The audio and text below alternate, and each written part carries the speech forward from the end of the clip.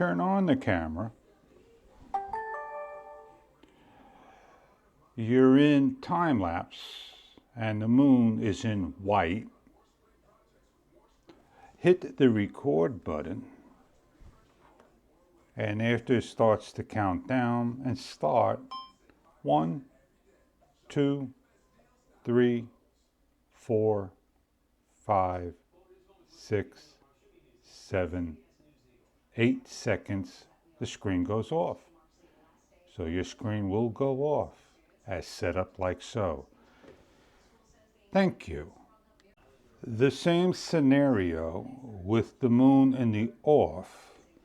Hit the record button and the screen should not turn off after 10 seconds. 1, 2, 3, 4, 5, 6, 7, 8, 9, 10, and we could sit here all day. There is no way we could turn the screen off. We could swipe down, we could swipe up, left and right, tap the screen. We can't even adjust the brightness level.